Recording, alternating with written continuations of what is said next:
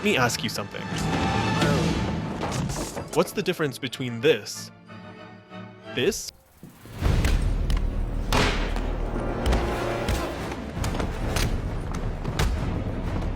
this,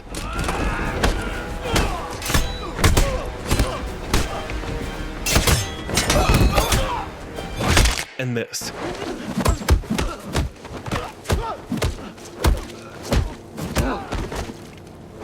Well, we all know Batman, and we know he fights criminals, but how he fights can tell us a lot about his motivation and true nature. You just need to watch one scene from Burton's Batman to get the spirit of his version.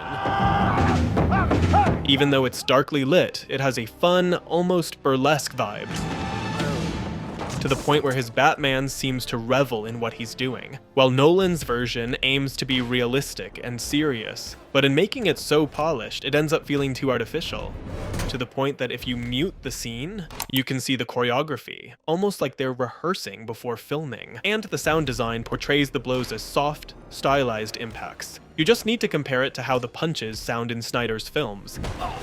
While Nolan aimed for a measured portrayal, with a hero delivering just the necessary blows, idealized but believable, Snyder's punches sound so exaggerated that they don't seem like they came from a human. His version is pure spectacle, with an energetic soundtrack and dynamic camera work that make us feel like we're watching something otherworldly. If Nolan's Batman is measured and believable, this one is the opposite, with unreal strength and punches that seem motivated by rage. He's a beast, and the opposite of an inhuman Batman is one that's brought down to earth, both in the way he fights, reflecting an uncontrolled Batman, and in the way it is filmed, with long takes that make the action feel more real. The hell are you supposed to be? And we all know the answer to this question. What the hell are you? What are you? I am Batman! But how he is introduced can tell us a lot about how each film understands his character. It's all over the pavement.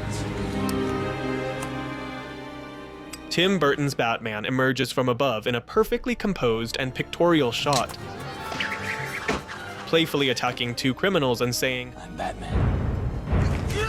It's almost a performance for him, and the setting is so artificial and theatrical that it's impossible to take seriously. Meanwhile, Nolan's Batman is introduced in fragments, gadgets, blurry shots, body close-ups, and only fully reveals himself when he accomplishes his feat of capturing a mafia boss. And he also says his line, I'm Batman. but this time with a golden light and epic music in the background idealizing the moment. And if this Batman is presented as a figure to admire, Snyder's Batman is presented as one to fear. That's why he's framed like a horror scene from the police's perspective, as he is openly called The screams and the decayed setting create a heavy atmosphere, with a nervous handheld camera that seems almost as if it dreads the Bat. And when he is finally revealed, he looks like a supernatural beast lurking in the corner of the ceiling, escaping like a monster.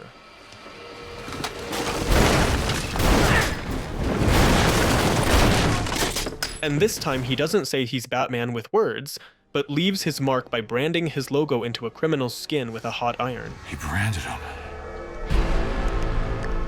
It's a totally different first impression, and if you think about it, it's almost like each version is a direct response to the previous one. So following this logic, an unreal and inhuman Batman should be followed by the opposite, one who isn't introduced on the rooftops, but in the most down-to-earth situation possible, like walking up in a subway station. And after violently beating a guy, he introduces himself, but not as Batman. I'm vengeance. Finally, we all know he wears a mask to protect his identity, and we kind of know what it looks like, but the materials, shapes, textures, and how the mask and suit come to life tell us a lot about who each Batman really is, reflecting his inner self on the outside. Take Burton's, for example, being the most exaggerated and expressionist, with shiny material and gothic horns showing a Batman concerned with aesthetics, while Nolan's is focused on practicality, It could easily be a high-tech military helmet, while Snyder's Batman, on the other hand, is more robust and blocky, reflecting a seasoned Batman who's been in action for years, even with its own wrinkles. Almost like skin, giving it an inhuman appearance, which is intentional, because Snyder approaches his hero as if he were a demigod. And it's a much harder material to identify, unlike Reeves's version, which is made from materials the audience can recognize, like leather. If Burton's visual design is all about long expressive lines, and Nolan relies on harmonious and subtle circular shapes, while Snyder opts for more square forms, then Reeves brings in diagonals and triangles that add a sense of instability. Also, it doesn't really highlight the wrinkles. Instead, it emphasizes the shape of the skull, which makes it look kind of creepy. But what I love most about this mask, and what shows that this Batman has less clearly defined boundaries and is more fragile than the others, is that you can see the seams, and that's what I want to focus on today. The seams that weave Batman together. But before we jump into the video, if you're like me and love going for walks to get inspired and clear your head, I've got just the thing for you. The Raycon's everyday earbuds. Because lately, they've become a key part of my daily routine, especially since I spend so much time creating content for YouTube. Whether I'm editing or just need to clear my head with a walk or workout, these earbuds are always by my side. Because I don't know if my ears are just sensitive or what, but these are the first earbuds I can wear for hours without feeling uncomfortable, which it's likely because of their ergonomic design that fits any ear shape, so they never fall off, no matter how much you jump from one roof to another. So what do you think? Does it come in black? And in a bunch of other colors too. Also, you can add the protective case like this yellow one I picked, which I think looks pretty cool. Plus the noise cancellation is awesome, and the 32-hour battery life with super fast charging is a lifesaver, especially if you're forgetful like me. And to be real, it's hard to find all these features at such an affordable price. So if you want to treat yourself and help out the channel, click the link in the description box or go to buyraycon.com/Lunsalati to get 20 to 40% off on this and other products, with free shipping. Big thanks to Raycon for sponsoring this video, and thanks to you for listening. Now let's get back to it. Okay, fine. You either die a hero, Or you live long enough to see yourself become the villain.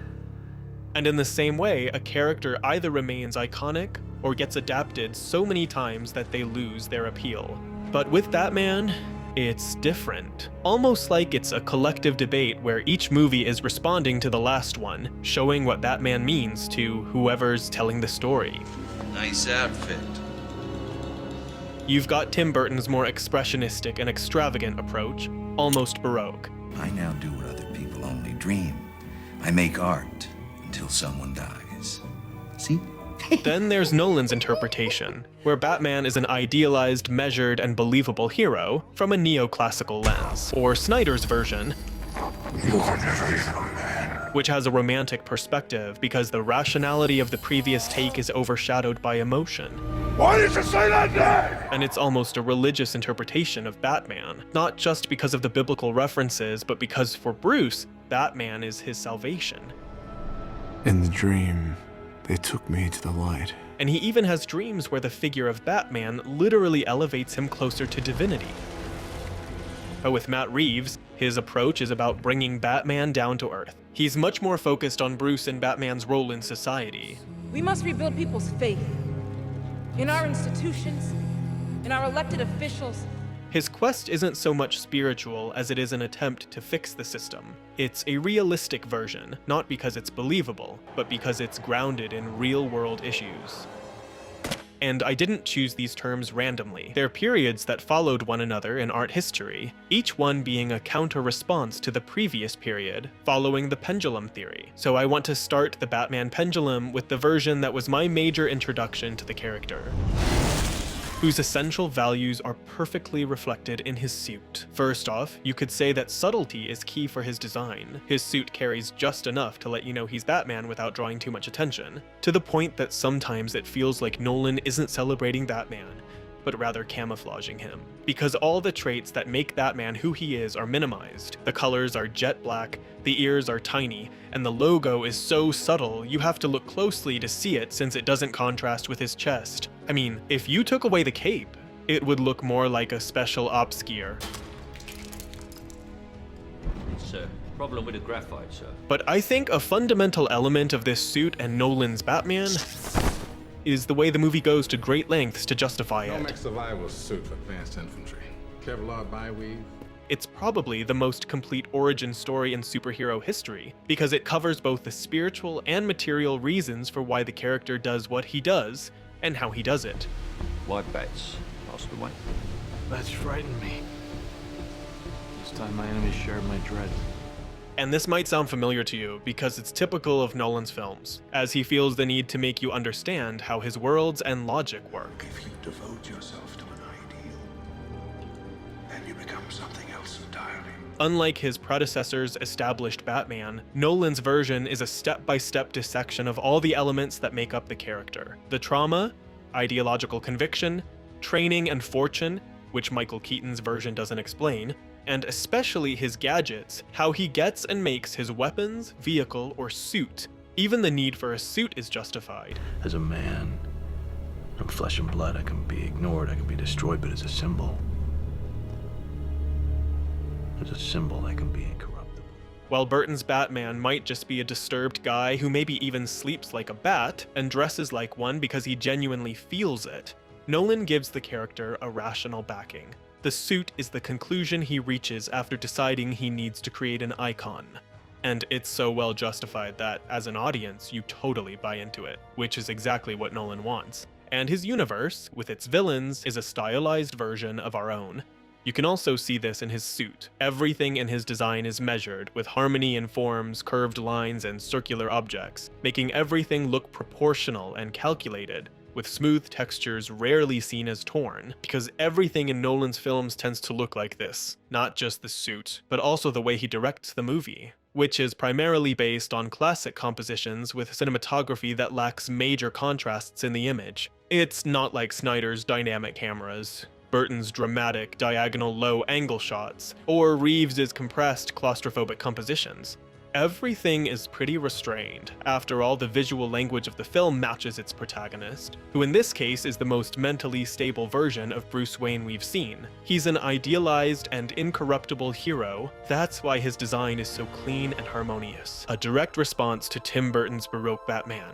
Because while Nolan made the brightest Batman movie, Burton made one so dark that his conceptual artist had to switch from drawing in black on white to white on black.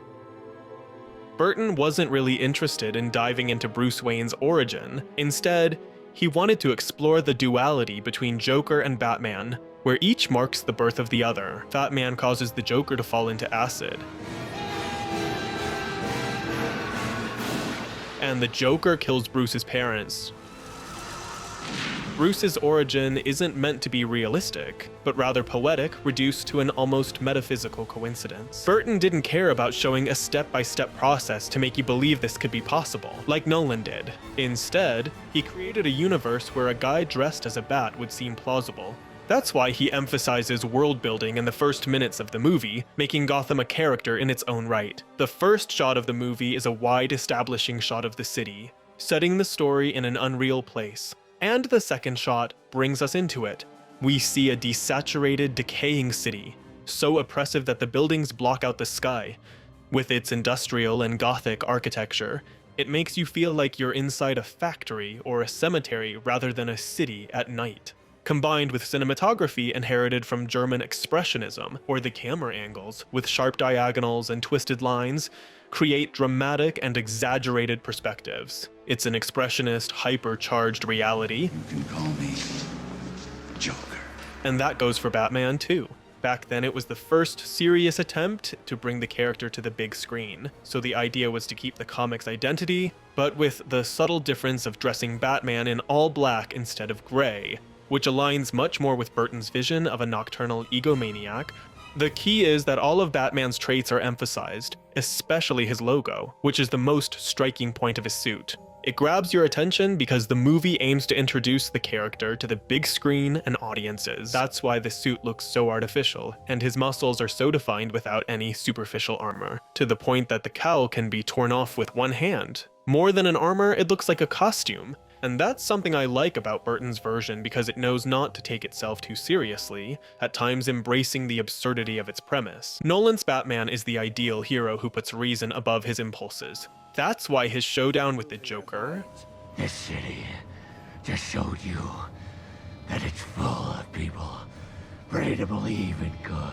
...is almost a philosophical debate. And he even saves Joker from falling, because his priority is to uphold his principles, while the climax of Burton's Batman and his Joker is all about their origins and emotions. You killed my parents. And Batman lets Joker fall.